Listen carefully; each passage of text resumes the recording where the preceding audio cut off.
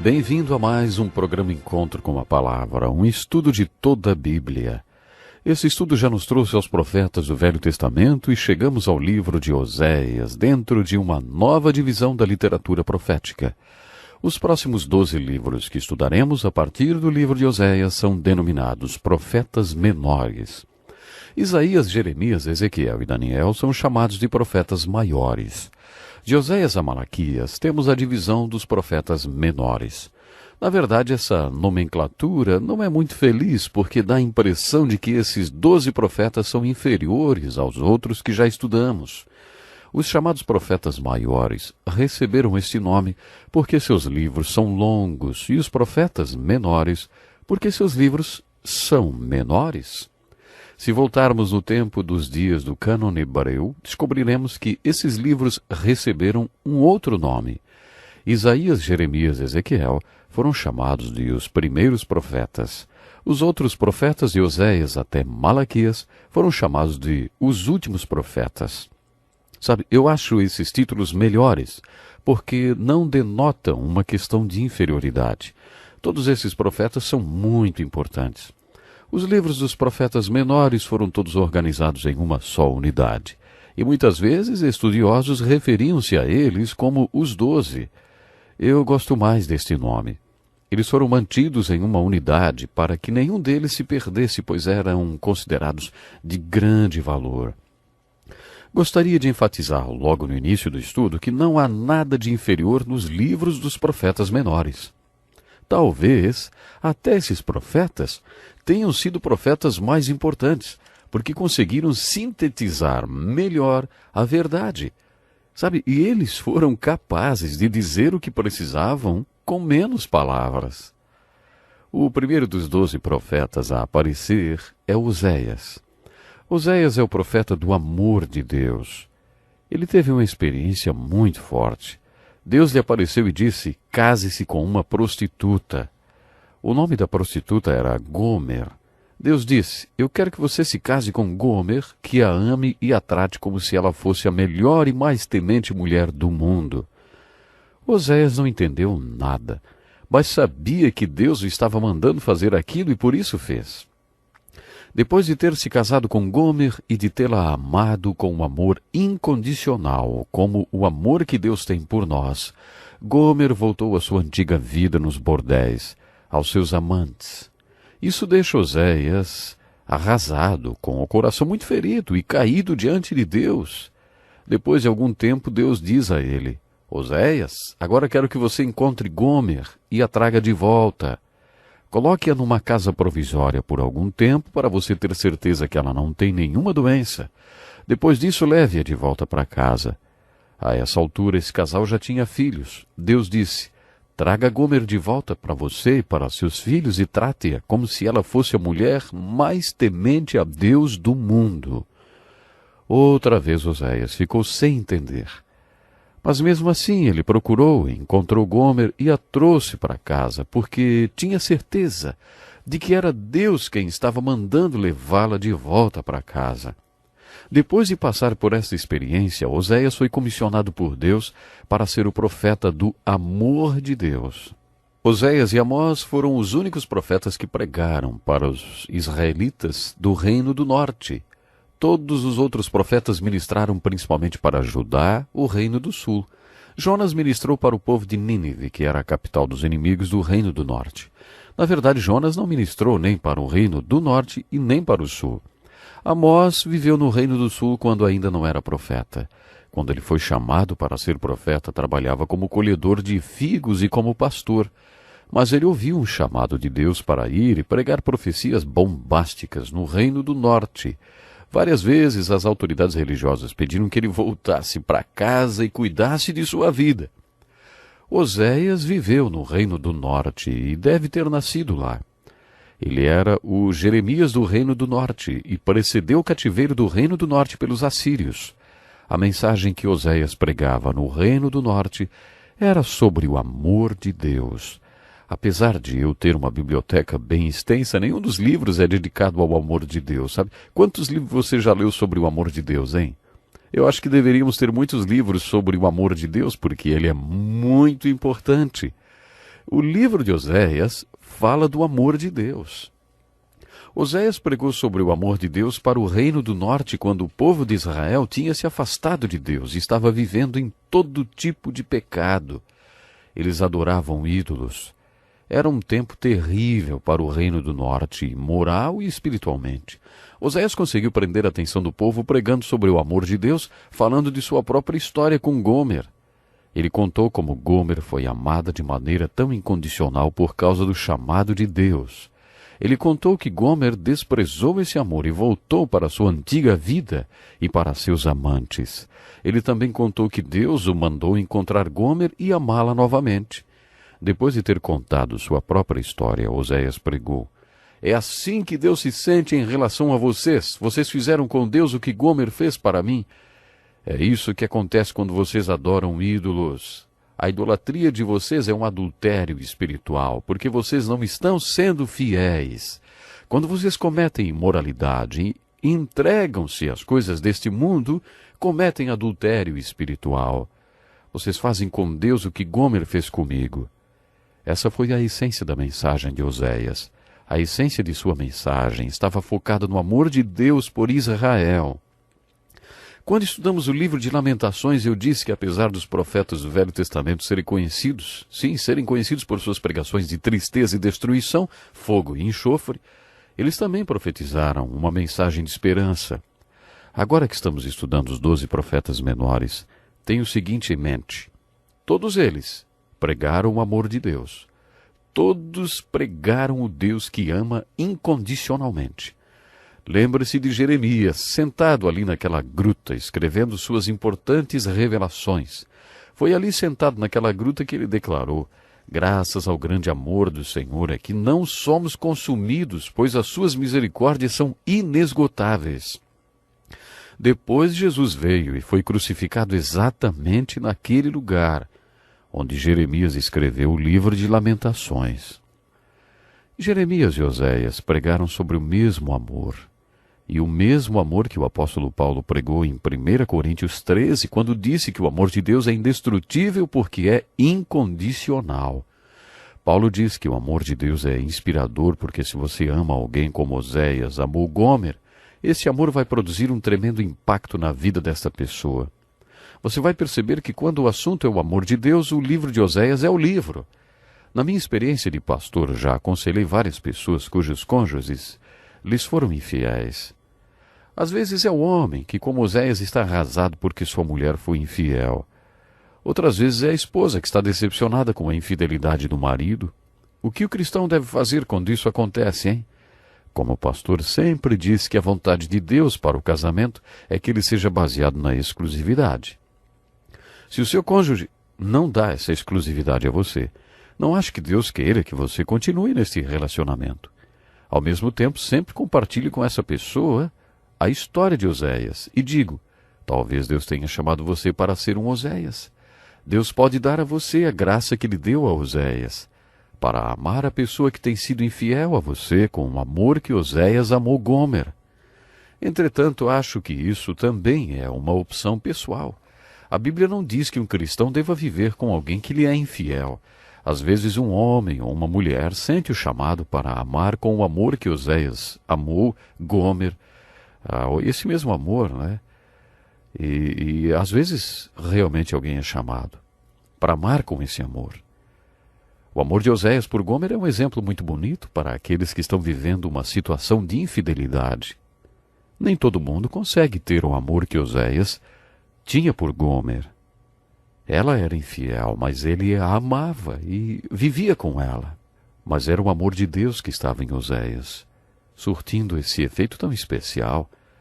Enquanto você faz esse estudo da Bíblia, observe como Deus sempre preparou e deu as qualidades necessárias para que seus servos exercessem o ministério para o qual ele os tinha chamado. Se Deus precisava que seu povo fosse pastoreado, que tipo de pessoa ele chamava para ser o pastor espiritual do povo?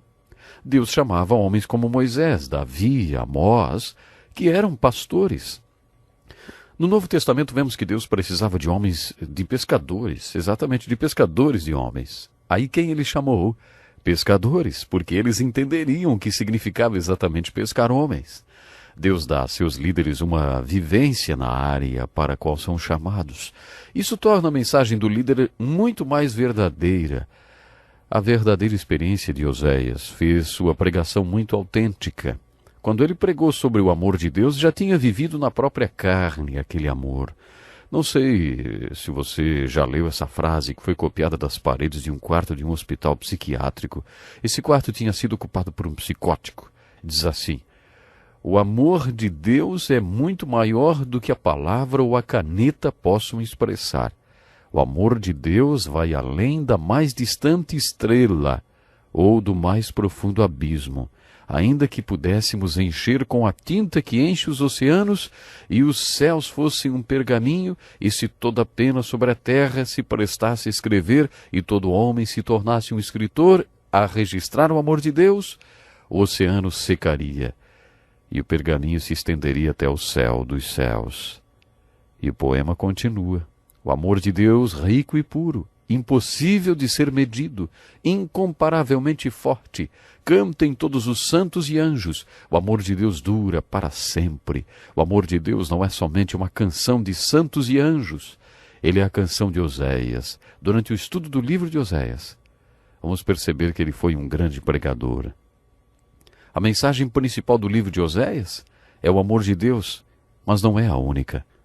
Vamos ver alguns trechos dos sermões de Oséias que nos ajudarão a compreender quais foram as condições políticas e espirituais que resultaram no clima moral no qual Oséias pregou.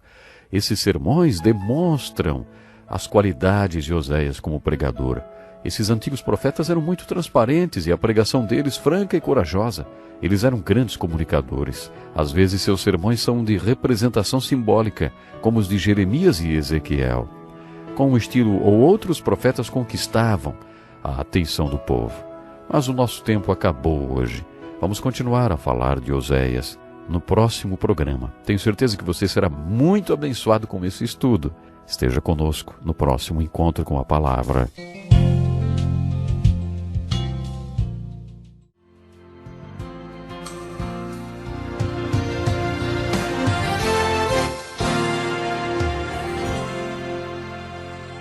Que bênção ter você conosco hoje. Pegue sua Bíblia, acomode-se e ouça. Quando Oséias pregava seus sermões tão corajosos e importantes, num tempo em que a idolatria era o grande pecado do povo do Reino do Norte, e além da idolatria, o povo de Israel também vivia na imoralidade. Oséias foi muito direto quando pregou. Ele disse: os israelitas, mesmo quando acaba a bebida, continuam em sua prostituição. Seus governantes amam profundamente os caminhos vergonhosos. Você é bem-vindo para mais um encontro com a palavra. Em nosso último programa, fizemos uma introdução ao estudo do profeta Oséias. Ouça como Oséias pregava. O mal de Efraim fica exposto e os crimes de Samaria, a capital de Israel, ficam revelados, pois praticam o engano. Ladrões entram nas casas, bandidos roubam nas ruas. São todos adúlteros, queimando como um forno cujo fogo o padeiro não precisa atiçar. Todos eles se esquentam como um forno e devoram os seus governantes. Efraim mistura-se com as nações. Efraim é um bolo que não foi virado. O povo de Israel estava parecendo um bolo assado por fora e cru por dentro, ou seja, não prestava para nada. Conheço a história de um pastor que pastoreava uma igreja. Todo ano os membros se reuniam para se decidir se o pastor ia continuar ou não. Um dos líderes da igreja era o porta-voz. Decidimos que queremos o Senhor no próximo ano. O pastor disse: fico feliz em ouvir isso e ver que vocês estão satisfeitos com o meu trabalho. Ao que a liderança respondeu: nós não dissemos que gostamos do seu trabalho nem seu ministério, hein? Na verdade, alguns acham que a igreja nem precisa de pastor. Ter um pastor como o Senhor é nada, dá na mesma. Oséias falou a mesma coisa de Israel. Seu povo não vale nada. Ele sempre foi muito direto em suas pregações. Israel é devorado, agora está entre as nações como algo sem valor, foi para a Síria. O jumento selvagem mantém-se livre, mas Efraim vendeu-se para os seus amantes. A glória de Efraim lhe fugirá como pássaro. Eles semeiam vento e colhem tempestade. Essa última frase, usada hoje como ditado, veio de um dos sermões de Oséias. Você sabia? Estudando Oséias, descobrimos qual era o sentimento de Deus em relação aos reis. Toda a sua impiedade começou em Gilgal. Foi em Gilgal que o povo pediu um rei a Samuel. De fato, ali os odiei. Por causa dos seus pecados eu os expulsarei da minha terra. Não os amarei mais. Todos os seus líderes são rebeldes. Era assim que Deus se sentia em relação aos reis que Israel tinha escolhido. Vocês plantaram a impiedade, colheram o mal e comeram o fruto do engano. Visto que vocês têm confiado na sua própria força e nos seus muitos guerreiros, o fragor da batalha se levantará contra vocês de maneira que todas as suas fortalezas serão devastadas.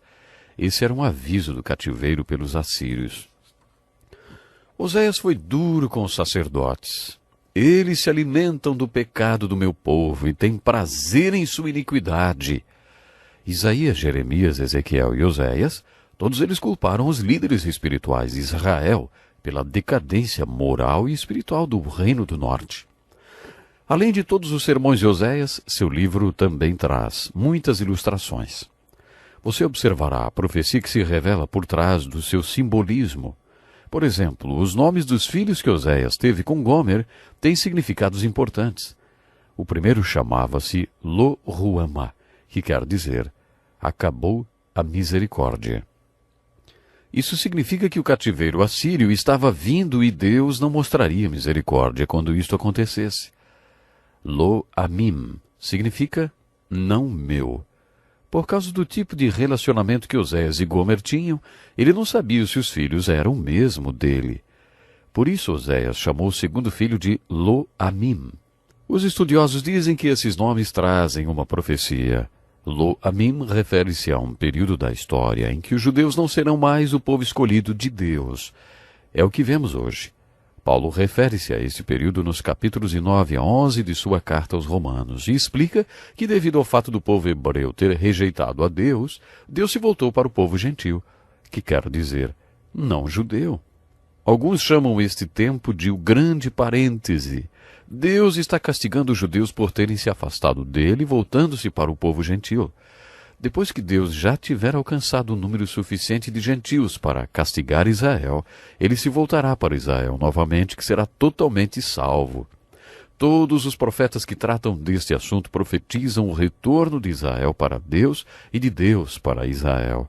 Esse período de afastamento entre Deus e o povo de Israel é chamado por alguns estudiosos de tempo do Lo-Ami. Nos dias de hoje, Deus está falando Lo-Ami. Eles não são mais o povo de Deus, mas está aproximando-se o dia quando o povo judeu será novamente o povo de Deus. Preste atenção em mais esse grande sermão de Oséias. Não terei compaixão alguma, embora Efraim floresça entre os seus irmãos. Um vento oriental virá da parte do Senhor soprando desde o deserto. Sua fonte falhará e o seu poço secará. Todos os seus tesouros serão saqueados dos seus depósitos. O povo de Samaria carregará sua culpa, porque se rebelou contra o seu Deus. Esse texto faz referência à conquista pela Síria. A conquista de Samaria e o cativeiro do povo pelos assírios seria o fim de tudo. Oséias profetizou que eles não retornariam do cativeiro e o povo do reino do norte nunca mais voltou. Junto com Paulo e outros profetas, Oséias também profetizou o retorno espiritual do povo de Deus nos últimos dias. Mesmo não falando sobre o retorno do reino do norte do cativeiro assírio em 70 anos, como aconteceu com o reino do sul, Oséias ainda tinha uma palavra de esperança para aquele povo. Todos estes profetas tinham uma mensagem de esperança. Mas para dar essa palavra de esperança, Oséias teve que falar dos últimos dias, sobre os dias em que haverá um retorno espiritual do povo de Israel para Deus. Este retorno ainda não aconteceu. Hoje, quando visitamos a Terra Santa, constatamos que o retorno geográfico do povo hebreu para sua terra já ocorreu, mas ainda não aconteceu o retorno espiritual. Isso ainda vai acontecer. Este retorno espiritual ainda está no futuro. Oséias pregou esta mensagem de esperança. Ele disse: naquele dia, declara o Senhor, você me chamará meu marido, não me chamará mais meu Senhor. É claro que Oséias estava se referindo a um acontecimento dos últimos dias. Naquele dia eu a plantarei para mim mesmo na terra. Tratarei com amor aquela que chamei não amada. Direi àquele chamado não meu povo, você é o meu povo. E ele dirá, tu és o meu Deus. Oséias estava profetizando o retorno espiritual do povo de Israel. Ele está profetizando sobre algo que ainda hoje não aconteceu. A volta do povo do reino do norte de Israel para Deus e Deus para o povo. Venham, voltemos para o Senhor. Ele nos despedaçou, mas nos trará cura. Ele nos feriu, mas sarará nossas feridas. Conheçamos o Senhor, esforcemo-nos por conhecê-lo. Tão certo como nasce o sol, ele aparecerá. Virá para nós como a chuva de inverno, como as chuvas de primavera que regam a terra. Quando estudamos os 12 últimos profetas, descobrimos que todos eles previram o retorno espiritual e a restauração de Israel, mas muitas dessas profecias ainda não se cumpriram. Zacarias profetizou o dia em que o povo judeu terá grandes pregadores, como eles foram nos dias dos 12 profetas. Zacarias diz que está chegando o dia e que será como era antes. Ele profetiza que as pessoas pegarão um judeu pela roupa e lhe dirão, Deus está com você, e desejarão ouvir a palavra de Deus. Isso ainda não aconteceu. Quando Oséias fala da dor do seu coração, da dor do amor de Deus por Israel, ele fala assim, como posso desistir de você, Efraim? Como posso entregá-lo nas mãos dos outros, Israel? Meu coração está enternecido, despertou-se toda a minha compaixão.